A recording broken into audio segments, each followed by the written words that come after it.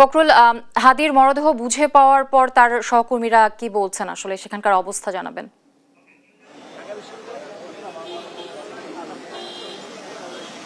যদি অসংখ্য ধন্যবাদ। আপনি জানেন যে শরীফ ওসমান হাদির মরদেহ কিছুক্ষণ আগে কিন্তু নিয়ে আসা হয়েছে জাতীয় হৃদরোগ ইনস্টিটিউটের যে মর্গটি রয়েছে সেখানে নিয়ে আসা হয়েছে। আপনাকে যদি বলি যে ঠিক বেলা সন্ধ্যা 6টার পরপরেই শরীফ ওসমান হাদিকে বহনকারী যে বিমানটি রয়েছে, তার মৃতদেহ বহনকারী সেই বিমানটি হযরত শাহজালাল আন্তর্জাতিক বিমানবন্দরে নামে এবং সেখান থেকে তাকে ক্যান্টনমেন্টের ভিতর দিয়ে তাকে নিয়ে আসা হয় হৃদরোগ ইনস্টিটিউটে এবং হৃদরোগ ইনস্টিটিউটের মর্গে তার মরদেহটি রাখা হয়েছে। গতকাল 9:45 অর্থাৎ রাত 9:45 তার মৃত্যুর খবরে শোকের ছায়া নেমে আসে সারা দেশে। রাজধানী সহ সারা দেশেই কিন্তু বিক্ষোভে ফেটে পড়ে ছাত্র জনতা এবং তার যে সহকর্মী সহযোদ্ধারা রয়েছেন সকলেই, এবং মিছিল বিক্ষোভ মিছিল এমন ঘটনা কিন্তু আমরা ঘটতে লক্ষ্য করেছি।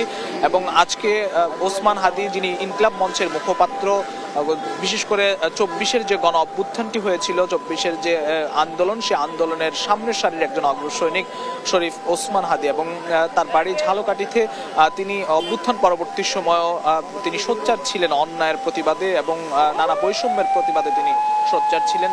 ওসমান হাদি ত্রয়োদশ জাতীয় সংসদ নির্বাচনের ঢাকা 8 আসন থেকে সম্ভাব্য প্রার্থী হিসেবে প্রচার প্রচারণা চালিয়েছিলেন প্রায় 1 মাস। গত 12ই ডিসেম্বর ওসমান হাদির প্রচার প্রচারণাকালীন সময় অর্থাৎ বাদ জুমা তিনি রিক্সা যোগে তিনি যাচ্ছিলেন প্রচার প্রচারণার জন্য, তখনই আসলে আততায়ীরা তাকে পেছন থেকে একটি মোটরসাইকেল যোগে এসে গুলি করেন এবং তার মাথার বাঁ পাশ দিয়ে গুলিটি লেগে বেরিয়ে যায় এবং এর পরপরই ঢাকা মেডিকেল কলেজ হাসপাতালে ভর্তি করা হয়। 4 ঘন্টার চিকিৎসা শেষে ওসমান হাদিকে উন্নত চিকিৎসার জন্য এভারকেয়ার হাসপাতালে ভর্তি করা হয়েছিল এবং সেখান থেকেও তার অবস্থা অপরিবর্তিত থাকায় তাকে সরকারের পক্ষ থেকে সম্পূর্ণ সরকারি খরচে তাকে সিঙ্গাপুর জেনারেল হাসপাতালে বিশেষ চিকিৎসার জন্য, উন্নততর চিকিৎসার জন্য নেওয়া হয়েছিল। কিন্তু তার অবস্থা এতটাই সংকটজনক ছিল যে তাকে আর ফেরানো যায় নাই। গতকাল সিঙ্গাপুরে প্রায় 2 দিনের চিকিৎসা শেষে তিনি মৃত্যুর কোলে ঢলে পড়েন এবং গতকাল রাত 9:45 আসে তার মৃত্যুর খবর এবং মৃত্যুর খবরে শোক নেমে আসে পুরো রাজনৈতিক অঙ্গনে এবং রাজনৈতিক নেতৃবৃন্দের মাঝে। সকলে শোক প্রকাশ করেছেন। জাতির উদ্দেশ্যে ভাষণ দিয়েছেন প্রধান উপদেষ্টা প্রফেসর ডক্টর মোহাম্মদ ইউনূস। আমরা একটু দেখাতে চাই জাতীয় হৃদরোগ ইনস্টিটিউট, যেখানে এখন অসংখ্য গণমাধ্যম কর্মী ভিড় করছেন এবং তার শুভাকাঙ্ক্ষী সহযোদ্ধা সহকর্মী সকলেই ভিড় করছেন এবং যে হৃদরোগ ইনস্টিটিউটের ভিতর কিছুক্ষণ আগে কিন্তু ওসমান হাদির যে মরদেহটি সেটি নিয়ে আসা হয়েছিল এবং তার মরদেহটি হৃদরোগ ইনস্টিটিউটের যে মর্গ রয়েছে সেখানে রাখা হয়েছে এবং আজকে কিন্তু তার মরদেহটি এয়ারপোর্ট থেকে ঢাকা বিশ্ববিদ্যালয়ের কেন্দ্রীয় জামে মসজিদ প্রাঙ্গণে নেওয়ার কথা ছিল। সেখানে না নিয়ে আসলে নিরাপত্তা পরিস্থিতি এবং আইন শৃঙ্খলা পরিস্থিতি নিয়ন্ত্রণের স্বার্থেই হয়তো এই সিদ্ধান্তটি নেওয়া হয়েছে। তাকে জাতীয় হৃদরোগ ইনস্টিটিউটে এয়ারপোর্ট থেকে সরাসরি নিয়ে আসা হয়েছে এবং এই মর্গে কিন্তু তাকে রাখা হয়েছে। কিছুক্ষণ আগেই জাতীয় হৃদরোগ ইনস্টিটিউটের প্রবেশ করেছে তাকে বহনকারী যে অ্যাম্বুলেন্সটি রয়েছে।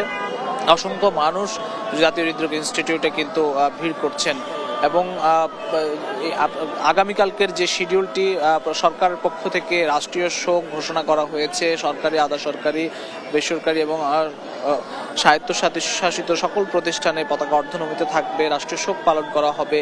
আজ জুমার পরপরই ওসমান হাদির জন্য দোয়া ও বিশেষ মোনাজাত করা হয় সারা দেশে মসজিদগুলোতে এবং আগামীকাল রাষ্ট্রীয় শোকের দিন তার প্রথম নামাজে জানাজা অনুষ্ঠিত হবে মানিক মিয়া এভিনিউতে এবং মানিক মিয়া এভিনিউতে তার ঠিক দুপুর নাগাদ তার নামাজের জানাজাটি অনুষ্ঠিত হবে এবং সেখানে প্রধান উপদেষ্টা সহ রাষ্ট্রের সকল পর্যায়ের কর্তৃপক্ষ নেতৃবৃন্দ সকলেই থাকবেন। বিভিন্ন রাজনৈতিক অঙ্গনের মানুষজন কিন্তু থাকবেন। ওসমান হাদি 2024-এর যে গণ অভ্যুত্থান হয়েছিল, যে আন্দোলনটি, সেই আন্দোলনের একজন অগ্রসৈনিক ছিলেন এবং তিনি বৈষম্য অন্যায়ের বিরুদ্ধে খুবই প্রতিবাদী একজন কণ্ঠস্বর ছিলেন শরীফ ওসমান হাদি, যিনি ইনকিলাব মঞ্চের মুখপাত্র, ঢাকা 8 আসনের একজন সম্ভাব্য প্রার্থী ছিলেন ত্রয়োদশ সংসদ নির্বাচনের।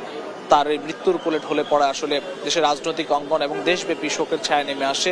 আগামীকাল তার প্রথম নামাজে জানাজা মানিক মিয়া এভিনিউতে দুপুর নাগাদ অনুষ্ঠিত হবে এবং সেই প্রস্তুতি কিন্তু সরকারের পক্ষ থেকে নেওয়া হয়েছে। আমরা আরও বিস্তারিত পরিস্থিতি জানতে তাকে নেওয়ার কথা ছিল, তার যে মৃতদেহ তার শ্রদ্ধা জানাতে নেওয়ার কথা ছিল ঢাকা বিশ্ববিদ্যালয় প্রাঙ্গণে, তার সে প্রিয় স্থানে। সেখানে না নিয়ে তাকে নিয়ে আসা হয়েছে হৃদরোগ ইনস্টিটিউটের এখানকার মর্গে রাখা হয়েছে, হয়তো ভিড় এড়াতে সেখানে আমাদের সহকর্মী ফাহিম ইউসুফ আছেন ঢাকা বিশ্ববিদ্যালয় প্রাঙ্গণে, সেখানে তার জন্য অপেক্ষা করছিলেন তার সহযোদ্ধা সহকর্মী শুভাকাঙ্ক্ষীরা। সেখানকার পরিস্থিতি একটু ফাহিমের কাছ থেকে আমরা একটু জানতে চাই, চলে যেতে চাই ফাহিম ইউসুফের কাছে।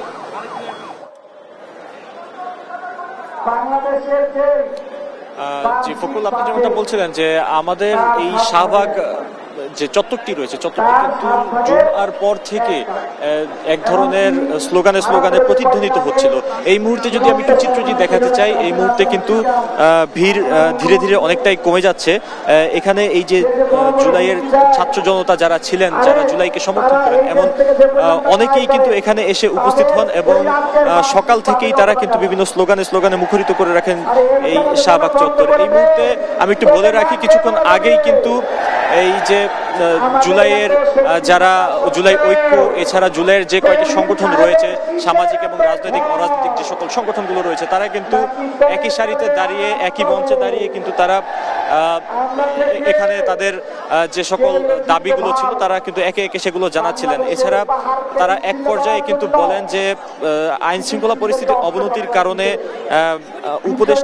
দুইজন উপদেষ্টা তারা পদত্যাগ দাবি করেন। এছাড়া কিছুক্ষণ আগে আমি যদি জানিয়ে রাখি যে কিছুক্ষণ আগে শরীফ ওসমান হাদিকে যখন জাতীয় হৃদরোগ ইনস্টিটিউটে নিয়ে যাওয়া হয়, ঠিক তার পরপরই কিন্তু এই যে জুলাই মঞ্চ তারা এখানে তৈরি করেছেন শাহবাগ চত্বরে, এই শাহবাগ চত্বর থেকে তারা ঘোষণা দেন যে আগামীকাল দুপুর 2:30টায় মানিক মিয়া এভিনিউতে তার যে জানাজা, সেই জানাজা অনুষ্ঠিত হবে এবং জানাজা শেষে ঢাকা বিশ্ববিদ্যালয়ের কেন্দ্রীয় মসজিদ প্রাঙ্গণে তাকে চিরনির্যাস শায়িত করা হবে, এমনটা কিন্তু তারা নিশ্চিত করেছেন। এছাড়া আমি যদি একটু বলি যে এখানকার সার্বিক অবস্থা কিন্তু কিছুক্ষণ পরপরই বিভিন্ন ধরনের স্লোগান দিচ্ছেন জুলাই ঐক্য এবং গণ অধিকার পরিষদ সহ যে সকল রাজনৈতিক দলের নেতারা এখানে এসেছেন তাদের পক্ষ থেকে। এছাড়া এখানে ডাকসু নেতারাও কিছুক্ষণ আগে তাদের বক্তব্য দিচ্ছিলেন। এই মুহূর্তে কিন্তু ঢাকা বিশ্ববিদ্যালয়ের বেশ কিছু শিক্ষার্থী তাদের যে ওসমান হাদিকে নিয়ে যে স্মৃতিচারণ, সেটি কিন্তু এই মুহূর্তে তারা করছেন এবং তারা সকলেই কিন্তু মূলত এই যে শরীফ ওসমান হাদির মৃত্যুর পেছনে যারা দায়ী এবং তাকে হত্যা যারা করেছে তাদের যে দৃষ্টান্তমূলক শাস্তি, সেই শাস্তি তারা দাবি করছেন। তারা বলছেন যে যত দ্রুত সম্ভব অন্তর্বর্তী সরকারকে তারা আহ্বান জানাচ্ছেন যত দ্রুত সম্ভব এই যে শরীফ ওসমান হাদির মৃত্যুদণ্ডের শরীফ ওসমান হাদির হত্যার পিছনে যারা রয়েছেন তাদেরকে মৃত্যুদণ্ড দিতে হবে এবং এই মৃত্যুদণ্ড কার্যকর না হওয়া পর্যন্ত তারা এই যে চলমান কর্মসূচি এটি কিন্তু তারা চালিয়ে যাবেন, এমনটা তারা বলছেন।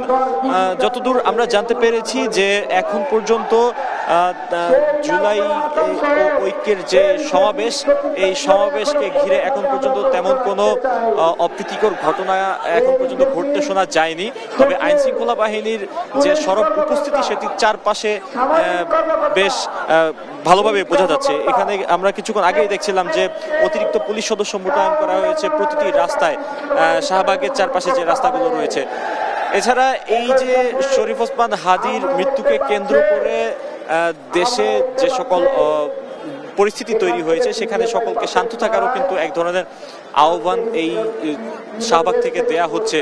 এছাড়া এখানে যে সকল নেতৃবৃন্দ রয়েছেন তারা কিন্তু বলছেন যে যত দ্রুত সম্ভব যদি বিচার কার্যকর না হয় পরবর্তীতে কিন্তু আরো কঠিন পদক্ষেপ তারা নেবেন এবং আরো কঠিন যে আন্দোলন সেটি কিন্তু তারা গড়ে তুলবেন। যদি এই যে তার শাস্তি যদি বাস্তবায়ন না হয় তাহলে ভবিষ্যতে এই আইন শৃঙ্খলা পরিস্থিতি অবনতির দায় নিয়ে কিন্তু অন্তর্বর্তী সরকারের যে সকল উপদেষ্টা, বিশেষ করে আইন উপদেষ্টা এবং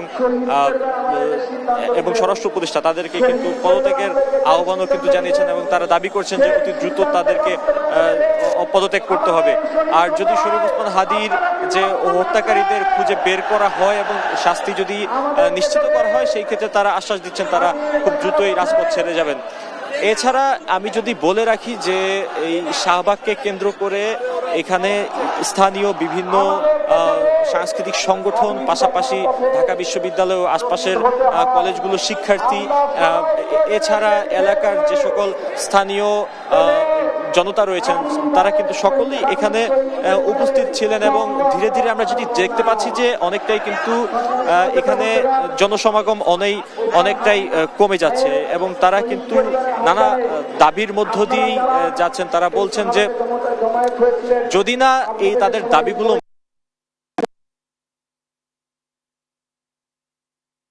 দেবেন এবং যদি দাবিগুলো নেওয়া হয় সেই ক্ষেত্রে তারা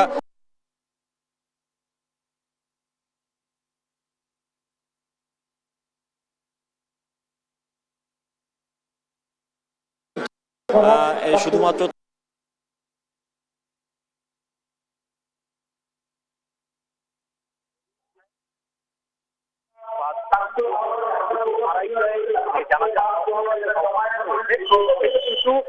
অনুষ্ঠিত হওয়ার কথা রয়েছে সেটি কিন্তু সেখানে কিন্তু শরীফ ওসমান হাদির শেষ দেখতে পারবেন সাধারণ ছাত্র জনতা যারা রয়েছেন এবং তার ভক্ত অনুরাগী যারা রয়েছেন। এই ছিল আমার কাছে শাহবাগ চত্বর থেকে সর্বশেষ।